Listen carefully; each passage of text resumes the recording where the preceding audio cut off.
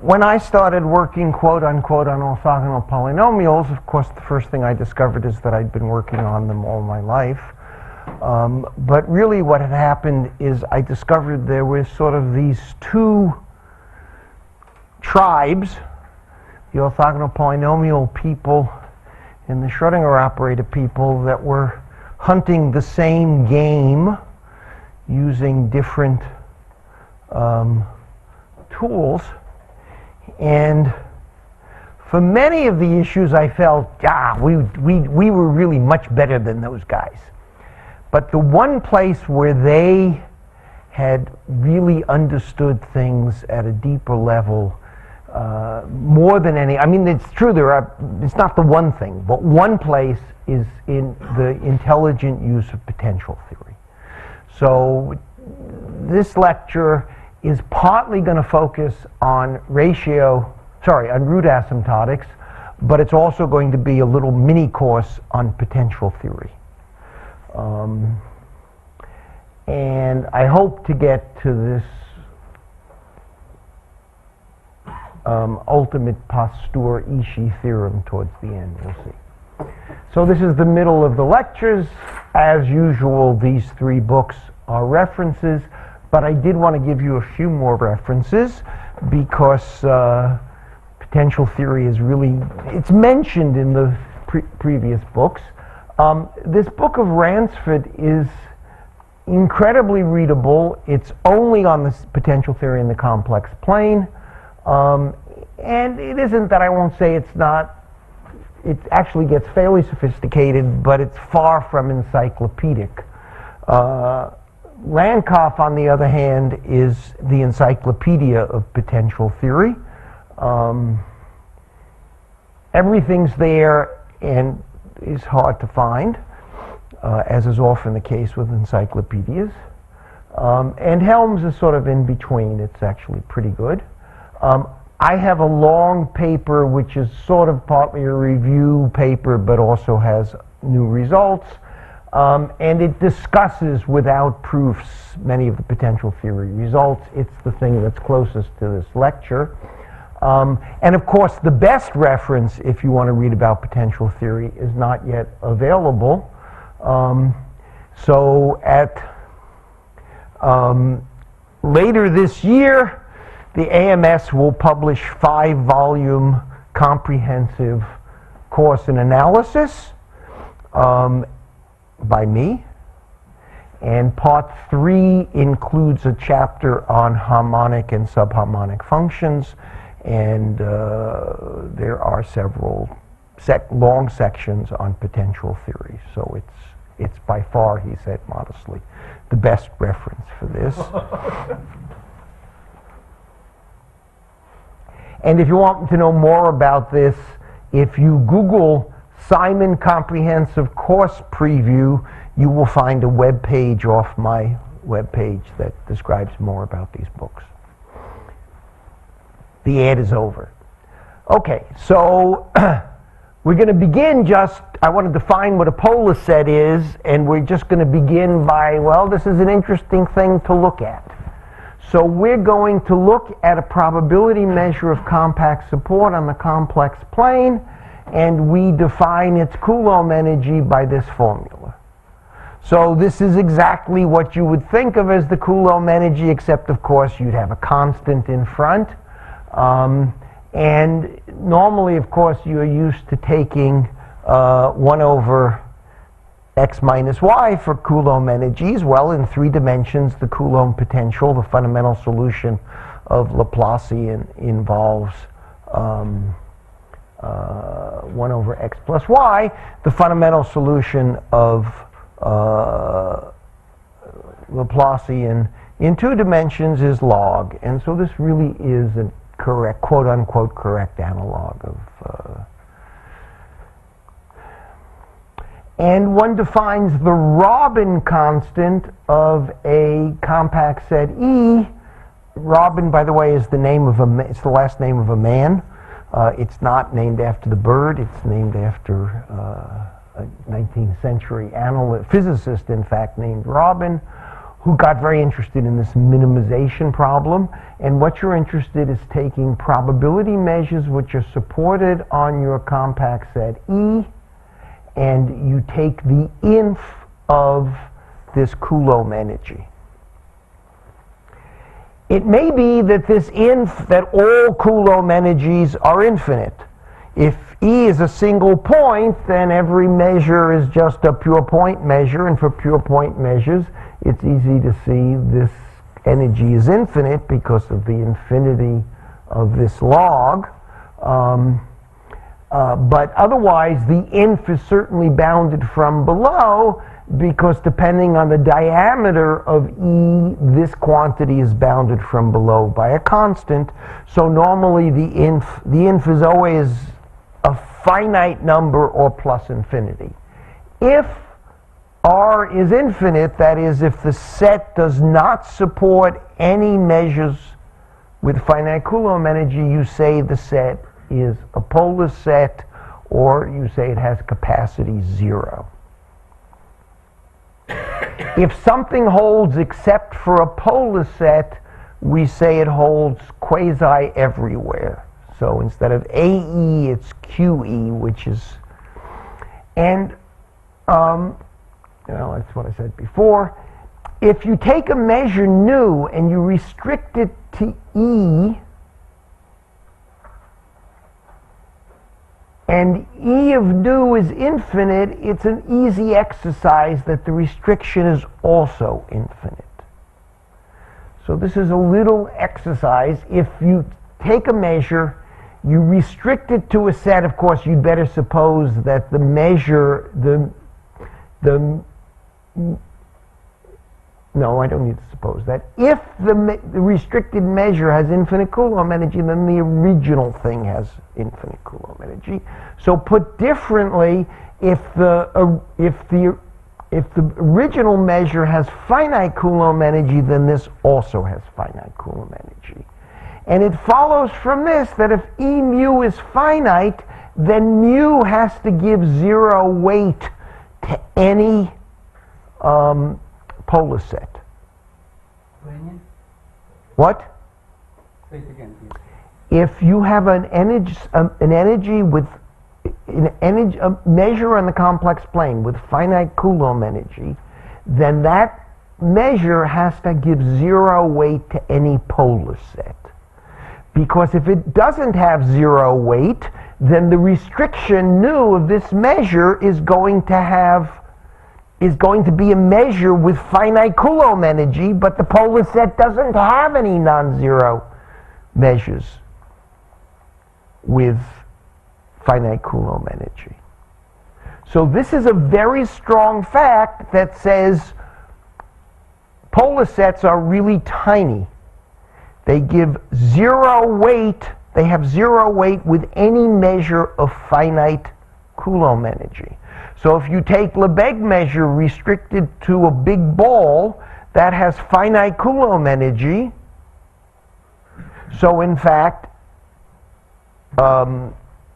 it has to give 0 weight to polar sets, which means if something holds quasi everywhere, then it holds Lebesgue almost everywhere. If you take a curve and you take one-dimensional Lebesgue measure on the curve, you also have finite Coulomb energy. You also get that a polar set has to have 0 weight. In fact, it's not hard to prove that polar sets have 0 Hausdorff dimension, and I actually don't know what the answer is for box counting dimension. I tried to Google it and didn't learn anything yet, whether polar sets have 0 box counting dimension. That came up in this question we were talking about independent things. So I just don't know the answer to that. It must be in the literature somewhere, whether polar sets have upper box counting dimension 0. I think they probably do, but I don't know. No, the rational numbers. Just restrict the rational numbers to 0, 1. Right? Isn't that a polar set? Of course, it's a countable set. Box counting dimension is 1. You're right. Okay, so you're right. No, but I probably want closed sets. It's much harder. So it's closed sets that I probably want. Okay. as I said, polar sets have zero Hausdorff dimension. They're really small. And it's easy to see that from the first fact that countable unions of polar sets are polar sets. So I now want to talk about the potential associated with a measure. So if I take any measure, even one with infinite Coulomb energy, I can define its logarithmic potential by this formula. Of course, the Coulomb energy you get by taking the this potential and integrating it with respect to nu.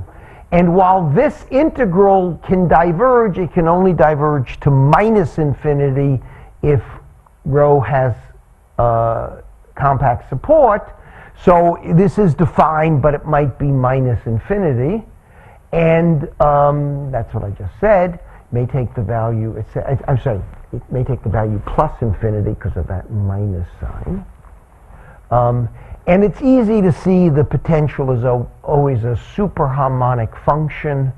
That means its negative is subharmonic in the language that David talked about. He had similar things, but he didn't have the minus sign there. That's why he had subharmonic functions. And in particular, it's lower, such a thing as lower semi-continuous. And there are examples, actually, where it's even finite, and still it's not continuous, it's only semi-continuous. It's not trivial to construct such examples. It's not hard, but it's a little surprising. You start trying to construct one that's not continuous in extended sense, and after a while you say, oh, I bet it is continuous, and it isn't. There really are examples that are only semi-continuous. And I would like some results about what happens to potentials under weak convergence of measures, and by weak convergence I mean in the weak star topology, what's sometimes called vague convergence. So I'm going to have a sequence of measures on a compact set that converge in the sense that when I integrate continuous functions, the integrals of continuous functions over these varying measures converge. That's what I mean by weak convergence.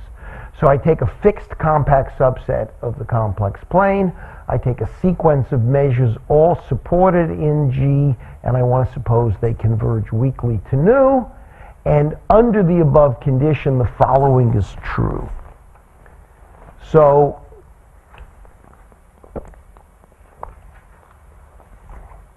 as long as eventually you're not in the supports of any of the measures, the potentials converge. That's almost trivial because then the logarithmic potential associated with x is a continuous function for large n on the supports of the measures. So you certainly get convergence of potentials off the support. In fact, this is the limb sup of the support or something. You also have something called the principle of descent. Namely, even if you're in a bad set that's on the support, you can in fact, in the limit, have this thing go down, but it can't go up. And it really can go down. If I take a nice measure with nice finite potential everywhere, like Lebesgue measure, and I take a convex combination of that and a point mass at a point, and I then take the piece of point mass to 0, I'll get weak convergence of measures, and the potential at that point for the finite n will be infinite, but in the limit it will be strictly smaller. So you can lose something. And the last thing, which is called the upper envelope theorem, is that for the set of x's where you actually lose something is always a polar set. So except for a polar set, you actually have pointwise convergence. And the proofs are not hard, but it would take me half an hour, so they're not that hard, but they're not totally trivial, and you will find them in all the references that appeared, except for my article, which quotes them but doesn't prove them. But all the 3 books at the beginning plus the book that will appear all have proofs of these theorems. And half hour is too long. It's probably 2 or 3 pages total. Okay, I remind you we define the Robin constant as the inf over Coulomb energies. The capacity is defined as the exponential of the negative of the Robin constant. It seems like a weird definition, but we'll see it's very natural in a moment.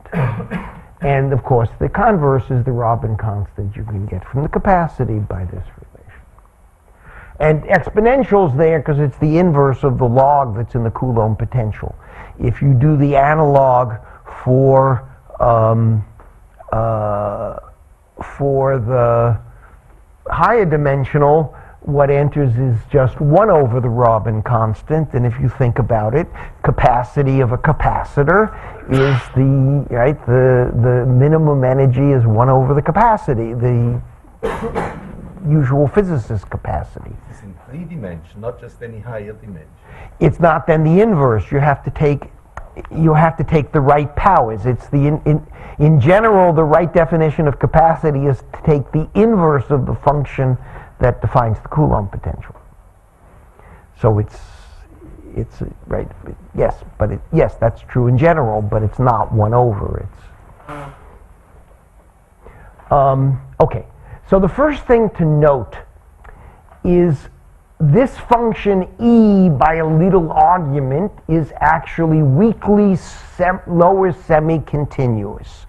You get that because if you cut off the Coulomb potential, you have something that's weakly continuous as a function of the measure. That's easy to prove, and essentially a soup of continuous functions is always lower semi-continuous. So this energy is weakly lower semi-continuous, and a weakly lower semi-continuous function always on a compact set always takes its minimum value. The set of probability measures is a compact set in the weak topology, so we know there exists a measure which minimizes this Coulomb energy, that is, whose energy is given by the Robin constant. You can also prove, it's a little more complicated, that this function on probability measures is strictly convex, and that lets you prove that the minimizer is unique. So it's a general property that given any compact subset in the complex plane, there is a unique probability measure that minimizes the Coulomb energy. For mu's restricted to that, it's called the equilibrium measure of the set, or sometimes the harmonic measure, and I will indicate it by this formula. The reason it's called harmonic measure is it has the following wonderful property. Again, the proof is not trivial, but it's a couple of pages, and it comes from the following fact. Suppose I take a function f continuous on E, then you can prove there's a unique function UF which is harmonic outside E, including at infinity. So in this case, harmonic at infinity just means bounded because there's a removable singularity theorem, and which has f as boundary values, not in general everywhere, but only quasi-everywhere. So the Dirichlet problem, there's something called the generalized Dirichlet problem, where you ask the boundary values be correct quasi-everywhere, and then every set has a solution. The generalized Dirichlet problem has a solution for any set. In general, for nice set, quote, nice sets, the Dirichlet problem has a solution, and then this is just the solution of the Dirichlet problem. But Dirichlet problem on the Riemann sphere, because I'm including at infinity. And it turns out the value at infinity is just the average of the original function with respect to equilibrium measure. This is a special two-dimensional fact. It's not true in higher dimensions. And it's why this is often called harmonic measure. So much of the literature calls what I call equilibrium measure, potential theorists call equilibrium measure the harmonic measure because it gives you the value. It's a Poisson-like kernel, if you will. And the corresponding potential of the equilibrium measure is called the equilibrium potential. And Frostman's theorem says the following about this equilibrium potential. The equilibrium potential is bounded from above by the Robin constant. For quasi every x in E, you actually have equality. Off E, this is harmonic. That's trivial because this measure is supported. For quasi every x in E, the boundary value so this potential is the equilibrium potential's continuous at quasi every point. That's, by the way, a general feature of potentials. They're always continuous at quasi every point, but not necessarily at every point. And near infinity, because this is compact support and is a probability measure, it's easy to see you have these asymptotics. If the set E is such that in both places where you see quasi every, you actually the result is true for every, then the set E is called a regular set for potential theory. So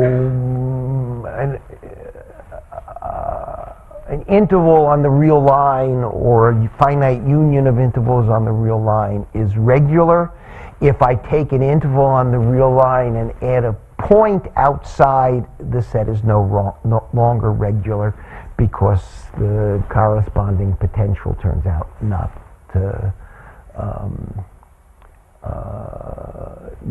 to have this property at the pure isolated points. The key thing that you use is this second bullet, and it's basically a Lagrange multiplier type argument, right? You're minimizing the Coulomb energy, so that means that you expect the variation to be constant, to be a constant because you're minimizing subject to probability measure. The reason it's not everywhere rather than quasi-everywhere is, of course, you're only allowed to make perturbations by things of finite Coulomb energy. And there's a one-sided issue that you need a little work on because you want a positive measure. But that's why it's not just a trivial Lagrange multiplier, but that's basically the idea. Once I have this, then it's easy to prove this inequality because the function's harmonic outside, so it wants to take its maximum on the set. Now, the maximum on the set is this constant. Now, that's not quite true because there's this bad set, but there's a generalized maximum principle that says polar sets don't matter. So you essentially prove one by that argument. All the others are quite simple. So this is a fairly simple theorem, but very important theorem. Okay, the Green's function for the set, and here I want to warn you very strongly. We haven't heard much. I actually expected we were going to hear a lot about it, about quote, Green's functions for Schrodinger operators, which are matrix elements of the resolvent. Those Green's functions and this Green's function are not particularly connected, except they're both fundamental solutions of something. So Green really looked at fundamental solutions of something. But you have to be very careful. You may have a problem where you have both Green's functions floating around. We won't have that, but sometimes and so you have to bear in mind that this potential theorist Green's function and the Schrodinger operator's Green's function are different objects, and one is often the derivative of the other. So anyhow, the Green's function is just defined by this relation. looks a little arbitrary. But in fact, if you look at what it's saying, it's the unique function which is harmonic off E. Its boundary value is quasi-everywhere 0 because these are equal. This has a limit which is equal to that, quasi-everywhere. And at infinity, it's got this logarithmic singularity. So the Green's function, potential theorist Green's function, is the unique function that has the right kind of logarithmic behavior at infinity. It looks just like log of absolute z at infinity up to a constant, up to something that's bounded, and it has 0 boundary value quasi-everywhere. And you can, in fact, go back and look at what I said about asymptotics of this to see the Green's function has a constant term at infinity, which is indeed just the Robin constant. And if I exponentiate this, I get the following relation. This already begins to tell you why capacities enter. We're going to see exponentials of Green's functions enter, so 1 over the capacity is entering in a natural way. And that just comes from exponentiating this. I get the exponential of R of E, which is 1 over the capacity. Okay, the following is a basic lemma. If I take a compact subset of the complex plane, I take an arbitrary polynomial of degree n, then I get the following lovely inequality. The value of Qn at any point is dominated by, this is the maximum of Qn over the set E times this exponential. And the proof is really very easy. On unbounded components of the complement, so obviously this is trivial on the set E because G is positive, so this is always bigger than 1. So on the set E, Q is bounded by its maximum. So I only have to worry about off the set. Unbounded components, it's a little argument using the maximum principle, because Q is analytic, that you trivially have this result. So the only question is, what about unbounded? And basically I take n times the Green's function minus this log plus this constant, and this is a function which is harmonic. It's also harmonic at infinity because this, remember, Qn is a polynomial of degree n. So this looks like n log z, and this looks like n log z. So those cancel, and this is a bounded function, so it's harmonic at infinity. And it, at zeros of Q, it approaches minus infinity because this is regular and this is going to to infinity. And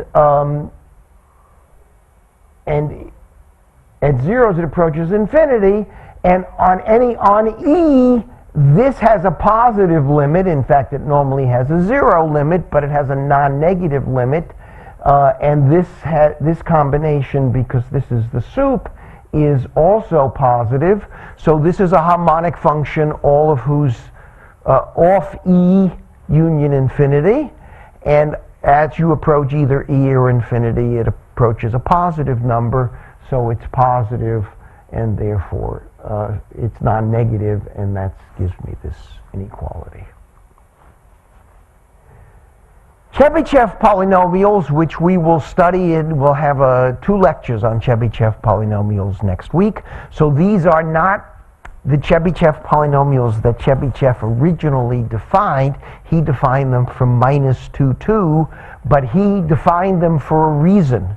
He actually defined them as, by this definition I'm about to give you.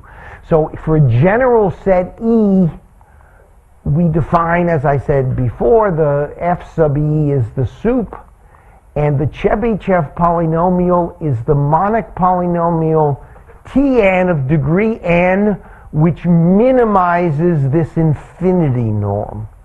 So it's just as orthogonal polynomials minimize L2 norms, minimizing infinity infinity norms of monic polynomials gives you what are called Chebyshev polynomials.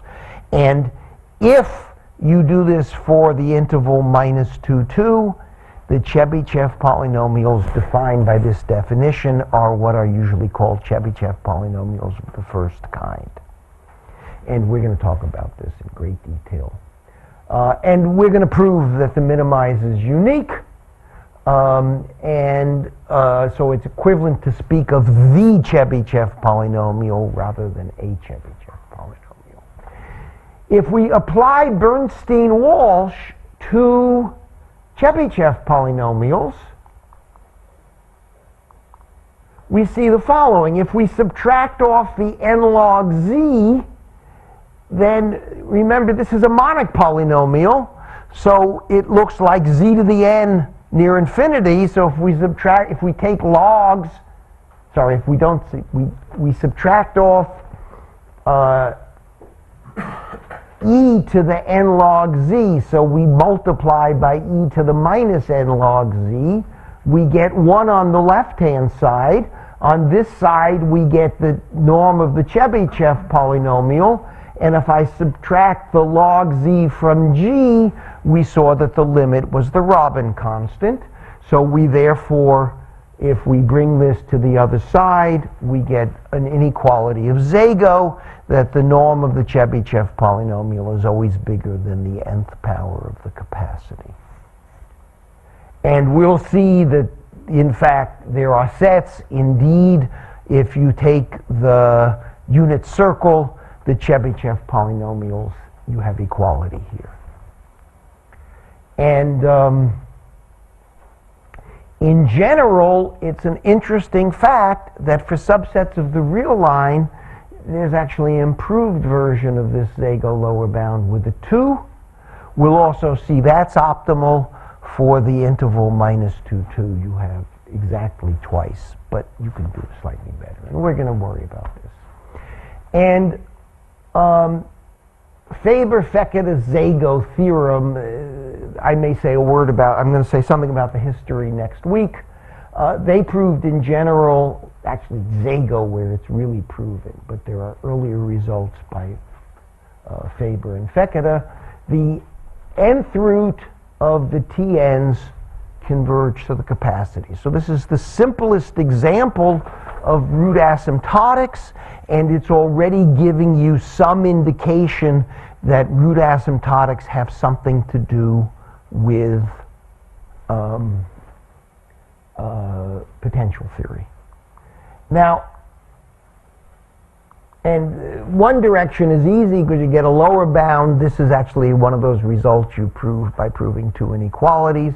And the other direction I'll mumble about a little more about the proof, but you actually can use some discrete Coulomb energies to get a bound in the other direction, and that's how you get this result.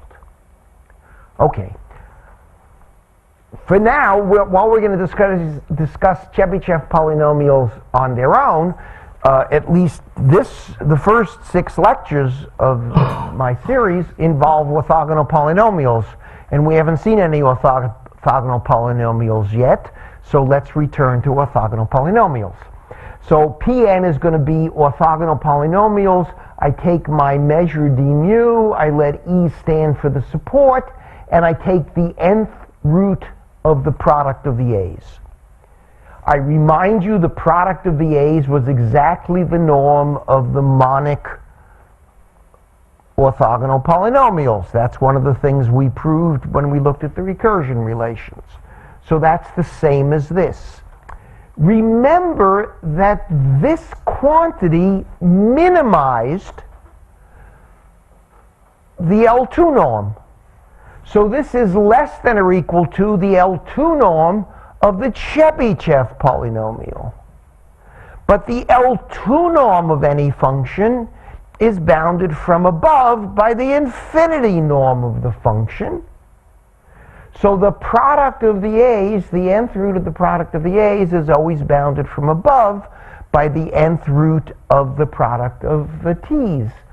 If I then take n to infinity, I see the lim sup of this is always bounded from above by the capacity of the set E. So this is already a deep and very interesting fact. If you say, I don't care about your general Jacobi matrix, I only care about Schrodinger operators where the A's are 1, we have just proven that the spectrum of any discrete Schrodinger operator is a set of capacity at least 1. So you can't find a Schrodinger operator, you can find Jacobi matrices, but you can't find a Schrodinger operator for which the spectrum is a polar set, for example. It's always capacity at least 1. That's a result that follows from this, when the A's are all 1. If you think about this, you say, well, maybe the case where there's equality, where the limit exists, and I have equality, is interesting, and it is, and Stalin Totic essentially discovered that this was a very natural thing, and they called such measures regular. Not to be, a set is regular if it has these green functions properties. A measure is regular if it's Jacobi on the real line, if its Jacobi parameters have this condition. And we're going to see this has very important consequences. So let's start out with the Fowler's formula. I'm going to look at a single polynomial rather than the general transfer matrix. I take a polynomial Qn. I suppose its leading coefficient is A inverse. And it has zeros. I put a delta function of weight 1 over n at each of the zeros. If a 0 has higher multiplicity, if the 0 has multiplicity 7, then I put a weight 7 over n. You therefore get a probability measure called the zero counting measure for Qn. Then if I use the fact that Qn is A times the product of z minus zn, I take the nth root and take its logarithm. Then from the constant in front I get this. And the log of the product is a sum of logs. That sum of logs is just the integral of logs over the zero counting measure. So the log of the potential of the zero counting measure is related to the size, to the root asymptotics by this relation.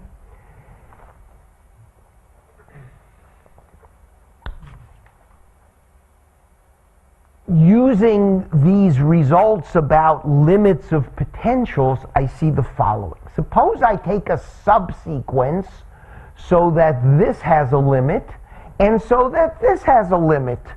As long as I'm dealing with compact sets, things usually sit inside compact sets, so I can always find some subsequences where these have limits. Then what I discover by just taking limits of this formula is that the lim sup of this pnj to the 1 over nj is always less than or equal to, by exponentiating this log, I get A infinity inverse times the potential. That's true for all z by the general principle of descent, and for almost every, quasi every alpha z in the support of my original measure mu, I actually have equality by the upper envelope theorem. So this is, I'm using these results about limits of potentials that I didn't prove, but I told you existed. Pn is just like something else, right? Pn here are the normalized orthogonal polynomials. So the Pn's are the orthonormal polynomials for my measure mu. Un is just an arbitrary polynomial. Originally it's arbitrary. I now specialize to a situation where I take I replace Qn by Pn sub j and take limits, and by these limit theorems I get this inequality in general and equality here. And what's special about the ergodic case is that in the ergodic case, because of the way the transfer matrix arises, the norms are automatically upper semi-continuous, lower semi-continuous, so you actually don't have a bad set there. But for individual points and individual polynomials, you could have a bad set.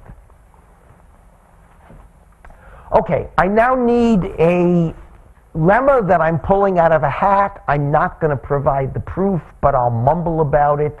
I need to know that if I avoid the spectrum, the polynomials really do want to diverge.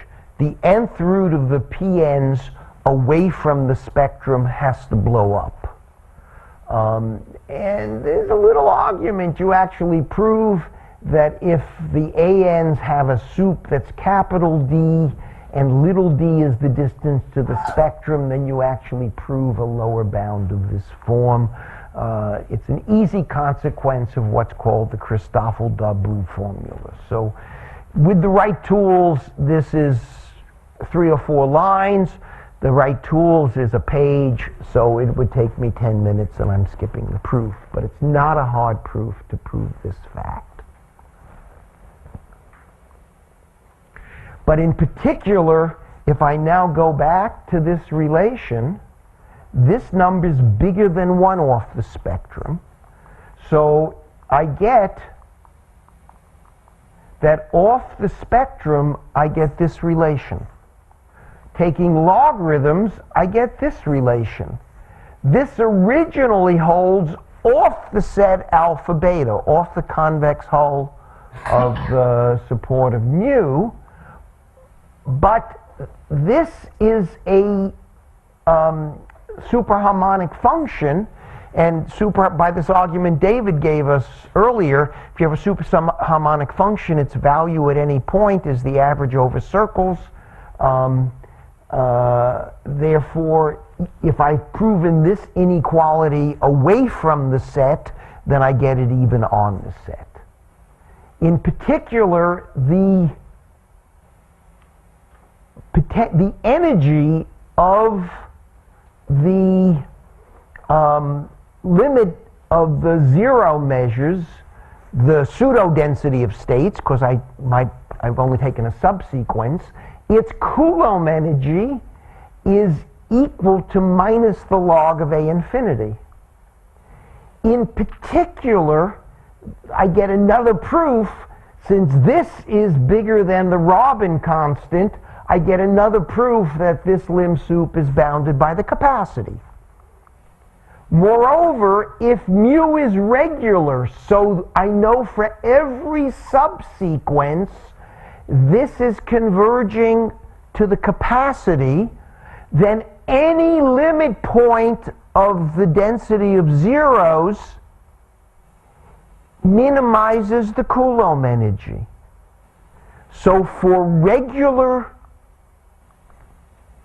measures, the density of zeros has a limit, and that limit is the equilibrium measure that I started with.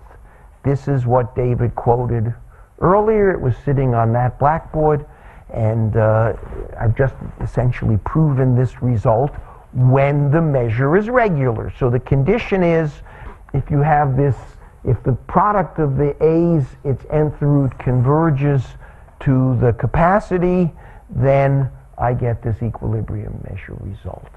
And in that case, if you go back to the Thouless formula, you'll see that off the convex hull and for quasi every z in A, you actually get exactly nth root asymptotics, and the quantity that occurs is the exponential of the Green's function. So the answer of where does z plus square root of z squared minus z over 2 squared, the thing that I have the sign error in, that comes from, because it's the exponential of the Green's function for the interval minus 2, 2. So it explains where this, notice I still have the sign wrong here, And I said it's the Green's function, but it's the exponential of the Green's function. Further aspects of what's true in the regular case is you might think that, right, I have this, remember, regularity implies the density of states is the equilibrium measure. You might, if you thought about it for a little while, you might say, oh, I guess if the density of states equal the equilibrium measure, I must be regular. There must be a theorem that I'm regular if and only if the density of zeros exists and is equal to the equilibrium measure, and that's false. If you look at the almost Matthew equation at supercritical coupling, there is a duality between subcritical and supercritical that says the density of states for the two problems are the same up to scaling, and since a scaled equilibrium measure is an equilibrium measure, in the supercritical region, the density of states is the equilibrium measure. But when you have a regular measure, the Lyapunov exponent is vanishing almost everywhere because it's equal to the capacity, which when the a's are all 1, it's the log of the capacity. The a's are all 1, so the capacity is 1. You'd have to have 0 Lyapunov exponent, but in the supercritical region, the Lyapunov exponent is log of lambda, which is on that blackboard. So that actually shows you an example where the density of states is the equilibrium measure. But in this example, the spectrum actually lives on a polar set. And that you can prove is the spectral measure lives on the polar set. So what's true is if the density of states is the equilibrium measure, either the problem is regular or the spectral measure lives on a polar set. So that is a true fact. In the regular ergodic case, so if we're ergodic and also it's regular, then the Lyapunov exponent is 0 for quasi every x and e. That just follows from the Fowler's formula.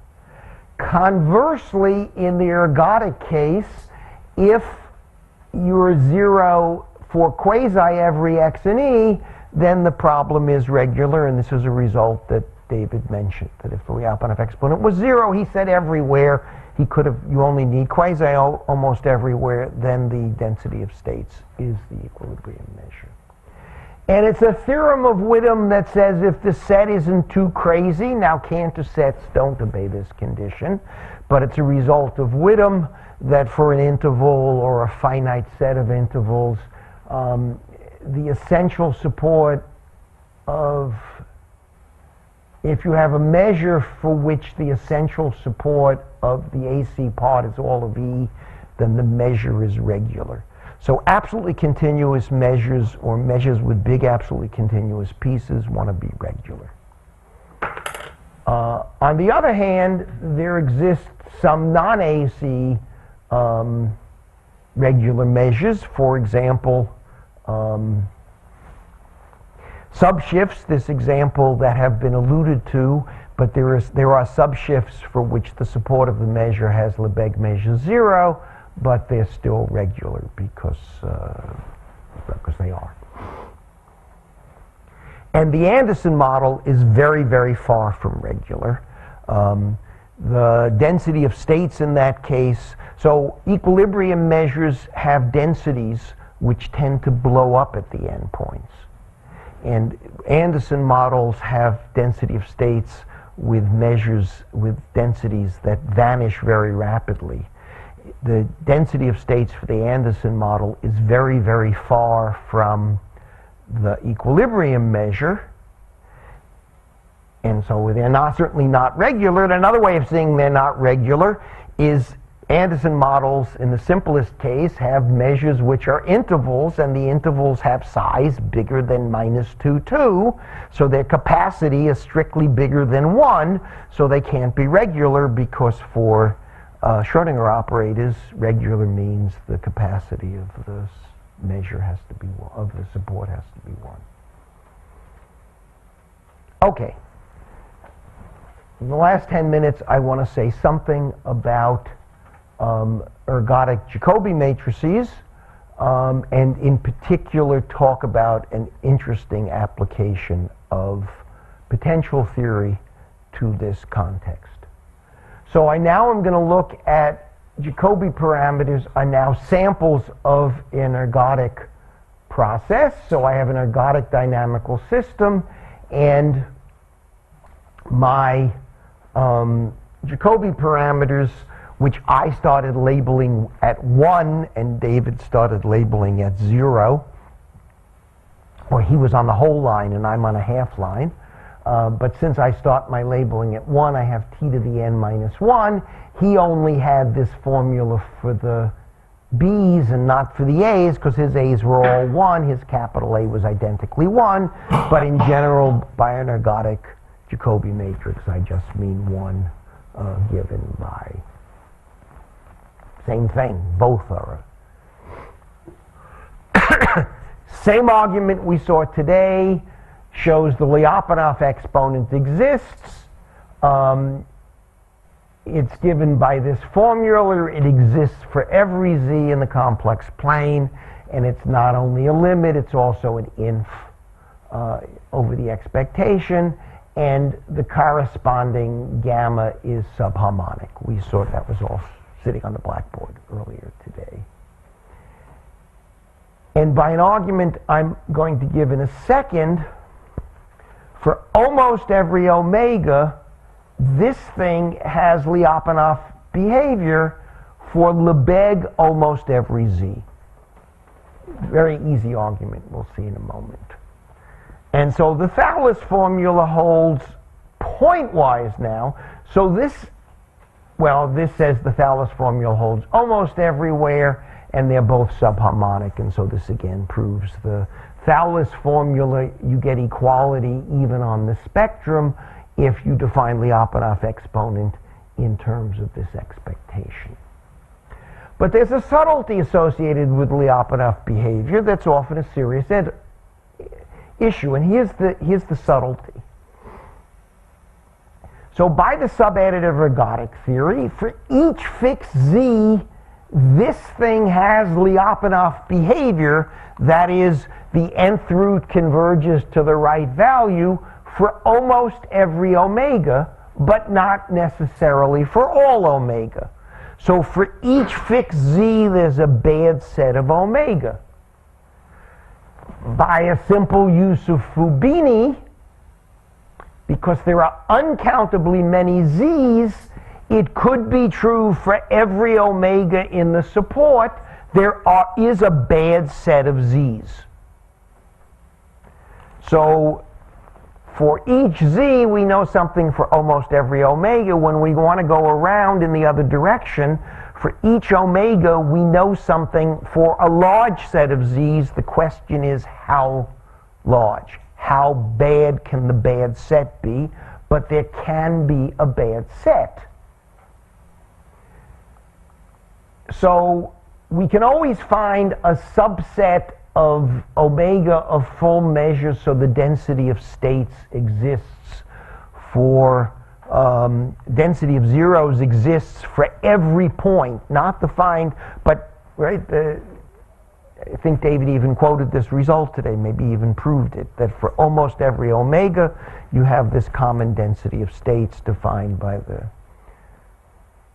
For any such omega, I may need to shrink the set slightly to also be sure the limit, the A infinity has a limit, but by the Birkhoff theorem, that's also true, except I know that there's a Thales formula off the convex hull of the support of the measure. But the spectrum lies here. So the Thales formula, meaning pointwise, so the Thales formula meaning the Lyapunov behavior, the limit of the TNs,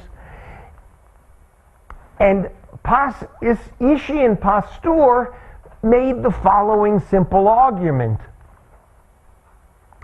They said that there's a set of full measure so that you have this properly Lyapunov behavior with this rate for Lebesgue almost x every x in R.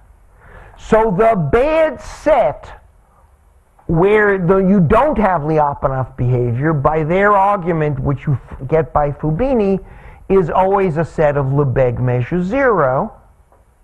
And it follows from their argument that the spectral measures, if the Lyapunov exponent is positive, the spectral measures are always supported on the eigenvalues together with a set of Lebesgue measure 0.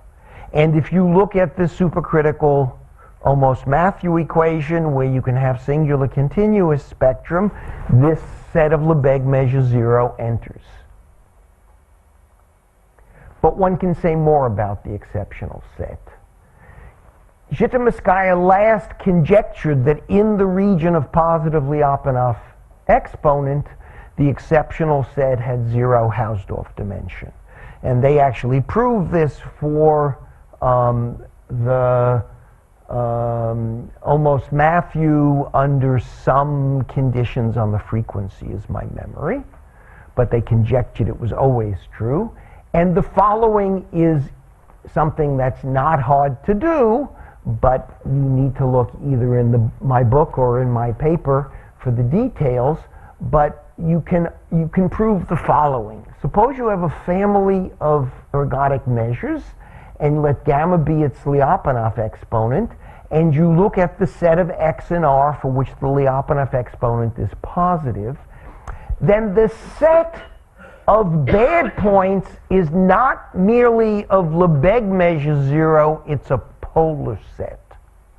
So by using the fact that this upper envelope theorem says bad sets have a tendency to be polar sets, you can actually prove that the spectral measure lives, restricted to S, lives on a polar set. Which means that if I restrict to this set S, it has local Hausdorff dimension 0. So in the cases, in these examples, like the supercritical almost Matthew equation, the singular continuous spectrum lives on a polar set, which means it has Hausdorff dimension 0. Right, but here you don't get any information about the box counting dimension. You're right. So therefore, this separability probably doesn't work. Here, the closure actually has positive Lebesgue measurement. Yeah, that's correct. So probably the box counting. But I'm still not convinced by using some potential theory ideas you couldn't handle sums. But you're right. You can't just use the sum of two sets of box counting dimension 0 is of Hausdorff dimension 0. But you might be able to prove a sum of two polar sets is of Hausdorff dimension 0. So that's the hope that still remains. That if I take two polar sets, or I take a polar set and I look at sums of 2 points in a polar set, then the resulting set is of Hausdorff dimension 0. It could even still be a polar set. I hadn't thought about that. So I don't know. That's what I want to say in today's lecture. Potential theory really is a very useful tool in the study of these things, and we'll see it arise. Some of the ideas will arise when we discuss things next week, where we will begin to shift to periodic, finite gap, almost periodic, and because I have some recent results that are pretty, I will discuss Chebyshev polynomials. Thank you.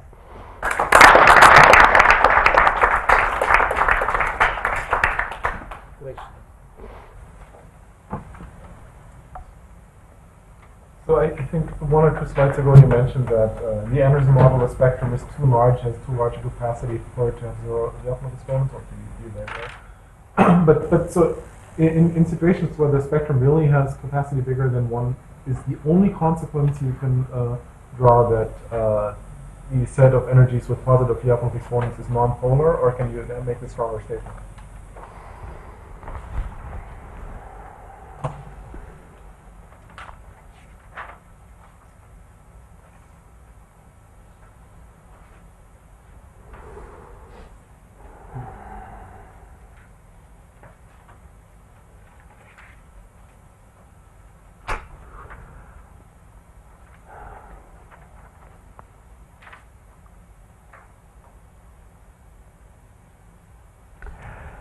I'm not sure you can say any more than that it's not polar, because if it's polar, then it's easy to see that you're regular. But one suspects that more is true, even in this general. I think you can probably. So I need to do some arithmetic, but if I had to guess, I'd guess that.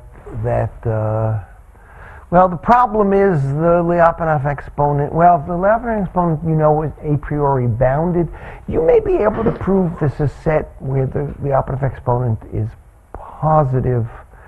It's more than nonpolar. It has to have positive capacity. One would guess it actually has to have capacity that isn't too small. I would guess its capacity divided by some a priori bound on the Lyapunov exponent has to be bigger than something. But one would need to fool. But I suspect by fooling around a little with the fact that the integral of the Lyapunov exponent with respect to the density of zeros is in fact the Coulomb energy of the. By fooling around with that, you might be able to get some information. So it probably isn't just in terms of the capacity. Well, of course, that's bigger than the capacity. I bet you could get something. Yeah, so I think it's a lot bigger than I think with respect to the density of states, you can get a lower bound on the set where the capacity is where the Lyapunov exponent is positive. So I think you can say something, but it's an interesting question. I'll think about it, but yeah, I think there must be a result of that type. Any other questions? Okay, then let's thank you very much.